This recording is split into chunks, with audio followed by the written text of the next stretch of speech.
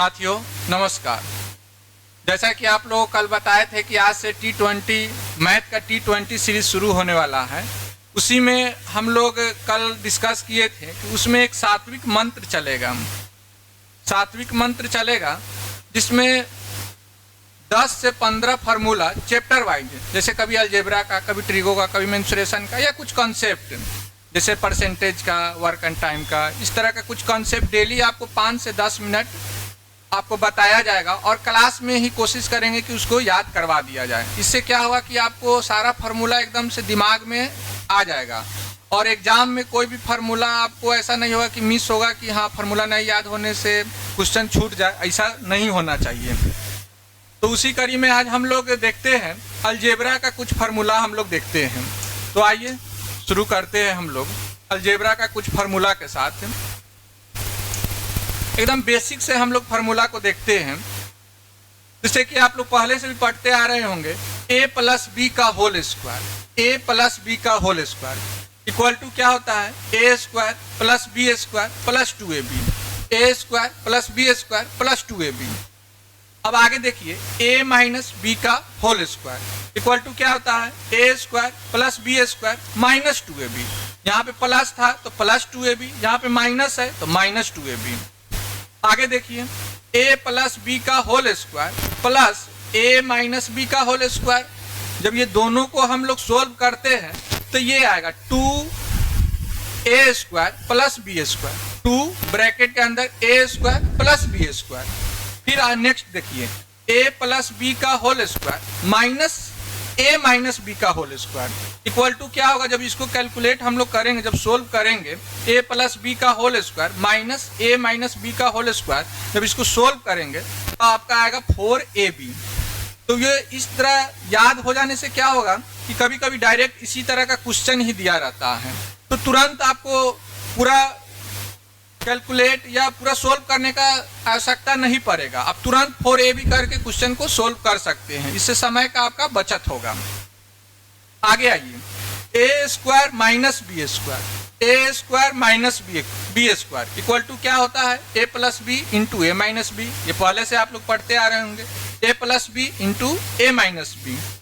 Next देखिए a square plus b square, a square plus b square equal to क्या होगा, a plus b का whole square minus 2ab, या a minus b का whole square plus 2ab। आगे देखिए हम लोग फिर देखते हैं कुछ और फार्मूला हम लोग देखते हैं अलजेब्रा का ही।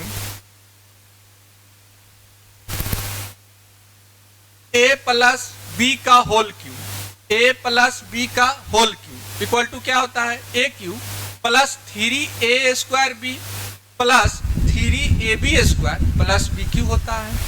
a cube plus 3a square b plus 3ab square plus b cube होता है। या इसी को करेंगे हम लोग a cube plus b cube plus 3ab, यहाँ से 3ab कॉमन कर लेते हैं, तो 3ab जब कॉमन कर लिए तो a प्लस b हो जाएगा, यानी a cube plus b cube plus 3ab into a plus b होगा। आगे देखिए a cube plus b cube equal to क्या होगा, अब a cube plus b cube equal to क्या होगा, a cube plus b cube equal to a plus b का whole cube minus 3ab into a plus b का whole cube minus 3ab into a plus b, और या a plus b into a square minus ab plus b square, a plus b into a square minus ab plus b square. अब देखिए a minus b का whole, a minus b का whole cube equal to क्या होता है, a cube minus 3a square b plus 3ab square minus b cube. जब minus रहता है तो प्लस माइनस होते रहता है। यहाँ पे प्लस था तो सब प्लस में ही होगा, जैसे ही बीच में माइनस आएगा तो प्लस से शुरू करेंगे, प्लस तब माइनस, फिर प्लस तब माइनस होगा। या इसी को a माइनस बी का होल क्यूब इक्वल टू क्या लिख सकते हैं, a cube minus b cube minus 3ab, यहाँ से माइनस 3ab हम लोग कॉमन ले लिए, a माइनस बी हो गया, यानी a cube minus b cube minus 3ab into a minus b. अब a cube minus b cube equal to क्या होगा, a cube minus b cube equal to क्या होगा, a माइनस बी का whole cube plus 3ab into minus वाला है तो minus ले लिए, a माइनस बी, ऊपर प्लस था तो प्लस वाला लिए थे, नीचे माइनस है तो माइनस होगा। या इसी को लिखते हैं a minus b into a square plus a b plus b square, a square plus a b plus b square होता है। तो ये कुछ अलजेब्रा का कुछ फार्मूला है जिससे डायरेक्ट क्वेश्चन बनते हैं और विभिन्न एग्जाम में इस तरह के फार्मूला से डायरेक्ट क्वेश्चन पूछे जाते हैं, रेलवे हो, एसएससी हो, विभिन्न एग्जाम में। तो इस तरह हम लोग डेली 10-15 फार्मूला सुबह शुरू में, जब क्लास शुरू होने से 5 से 10 मिनट में हम लोग याद कर लेंगे, रिवीजन कर लेंगे, ताकि क्वेश्चन बनने में आसानी हो और उसके आगे फिर हम लोग क्वेश्चन को सोल्व करेंगे। आइए आज का हम लोग क्वेश्चन देखते हैं। आज का जो 20 प्रश्नों का श्रृंखला है वो हम लोग आज शुरू करते हैं। आइए देखते हैं पहला प्रश्न हम लोग।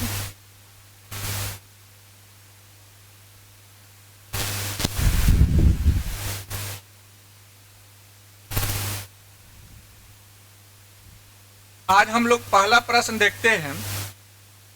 50 लड़कियों और 70 लड़कों की एक कक्षा ने एक संगीत कार्यक्रम प्रायोजित किया। यदि 40% लड़कियों और 50% लड़कों ने कार्यक्रम में भाग लिया तो कक्षा का लगभग कितना प्रतिशत हिस्सा कार्यक्रम में उपस्थित था। ये सारा क्वेश्चन जो है ना, ये 28/12 को 28 दिसंबर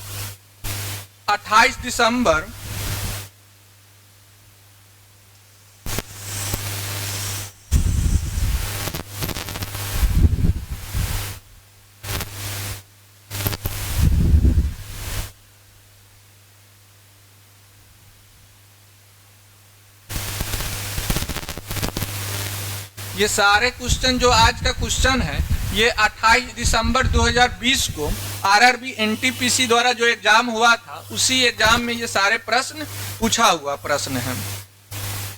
तो ये इसमें कह रहा है 50 लड़की और 70 लड़कों की एक कक्षा ने एक संगीत कार्यक्रम प्रायोजित किया। यदि 40% लड़कियों और 50% लड़कों ने कार्यक्रम में भाग लिया तो कक्षा का लगभग कितना प्रतिशत हिस्सा कार्यक्रम में उपस्थित था। तो देखिए बाबू, यहाँ कह रहा है गर्ल है, यहाँ बॉय है। यहाँ गर्ल कितना है, 50 लड़की है, 50 लड़की कर दिए, 70 लड़का है, 70 लड़का है। और यहाँ कह रहा है यदि 40% लड़कियों, 50 का 40% करेंगे 40%, 50 का 40% करेंगे उपस्थित यानी प्रेजेंट,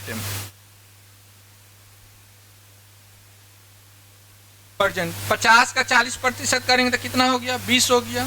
और आगे कह रहा है 50% लड़कों ने, यानी 70 का 50%, 50% लड़कों ने कार्यक्रम में भाग लिया, यानी 70 का 50% करेंगे तो कितना हो गया, 7×5 = 35 ना, तो 35 हो गया। टोटल कितना हो गया, 35 और 20 कितना हो गया, 55 हो गया। 55 हो गया, एक मिनट, 55 हो गया आपका उपस्थित छात्र, 55 हो गया आपका उपस्थित छात्र। तो कह रहा है कितना प्रतिशत हिस्सा कार्यक्रम में उपस्थित था। तो टोटल छात्र कितना हो गया, 50-70, 50-70 कितना हो गया, 120 ना, तो 120 टोटल छात्र हो गया। 55 प्रेजेंट हुआ तो कितना परसेंट हुआ, तब निकाल लीजिए। 0 से 0 कट गया, 6 दूनी 12, 5 दूनी 10, 50-25 के 5, हाथ में 2, 50-25 2 27 हो गया। 275/6 करेंगे तो 6 चौका 24, 3 5 35 हो रहा है, यानी 35 को 6 से विभाजित करेंगे तो 36 रहता था, 6 बार में कट जाता, तो लगभग 46% के बराबर में होगा। लगभग, ये लगभग 46% के बराबर में होगा। लगभग में आपका 46% होगा। लगभग में इसका आंसर आएगा, यानी ए इसका राइट आंसर होगा। 46% बच्चों ने कार्यक्रम में भाग लिया, यही इसका राइट आंसर होगा। आइए हम लोग नेक्स्ट प्रश्न की ओर चलते हैं, क्वेश्चन नंबर 2 की ओर चलते हैं। क्वेश्चन नंबर 2 है, एक ट्रेन स्टेशन ए से स्टेशन बी की ओर 50 किलोमीटर प्रति आवर की चाल से निकलती है। आधे घंटे के बाद एक अन्य ट्रेन स्टेशन बी से स्टेशन ए की ओर 150 किलोमीटर प्रति घंटे की चाल से निकलती है।